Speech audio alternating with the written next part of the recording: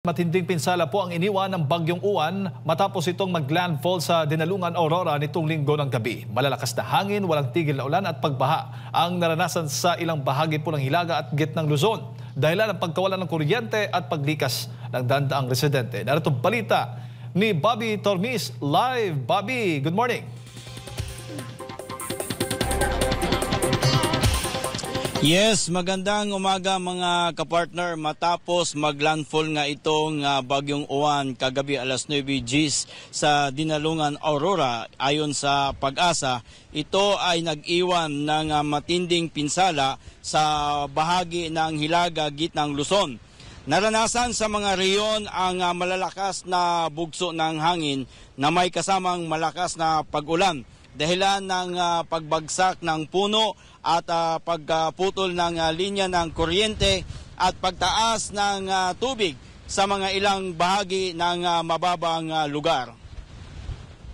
Bago pa man tumama ang Bagyong Uwan sa Luzon, nakapaghanda na ang ilang lokal na pamahalaan upang masiguro ang kaligtasan ng kanilang mga nasasakupan.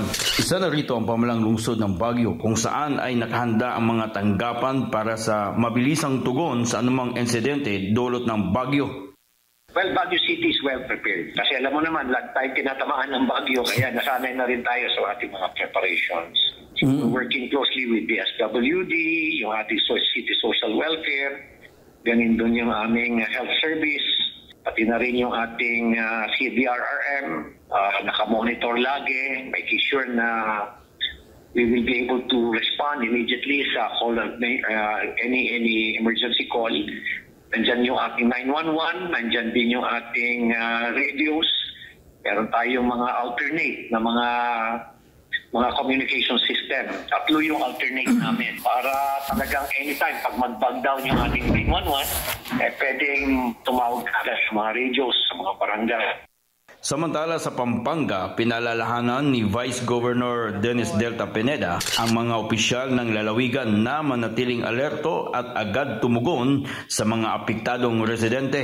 Remind ko lang po lahat ng mga elected official to barangay level, elected and appointed, barangay level, municipal level, at kahit kami po dito sa provincial, dapat handa na ho tayo para tumulong sa mga rescuer ho natin, barangay level, municipal level, kahit kami dito sa probinsya. Start po ng mga 11, ready na po lahat. Dahil sa walang tigil na ulan at malakas na hangin, nagpatupad ng preemptive evacuation sa ilang mababang lugar upang maiwasan ang panganib. Sa mga lalawigan ng Tarlac, Nueva Ecija at Bataan, ilang pangunahing kalsada ang pansamantalang hindi madaanan dahil sa mga bumagsak na puno at poste ng kuryente. Samantala, malaking bahagi ng Pangasinan ang nawalan ng power source matapos masira ang ilang linya ng kuryente dahil sa lakas ng hangin.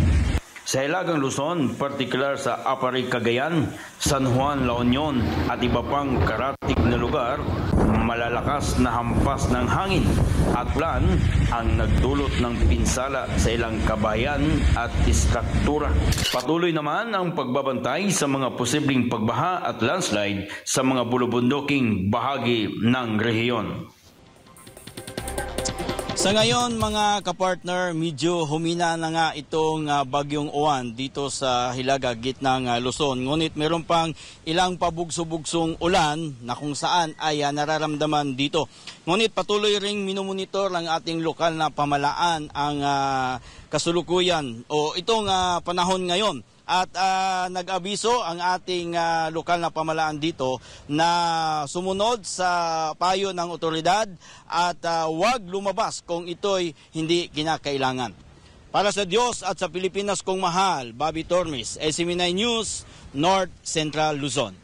Maraming salamat at ingat kayo dyan, Bobby Tormis.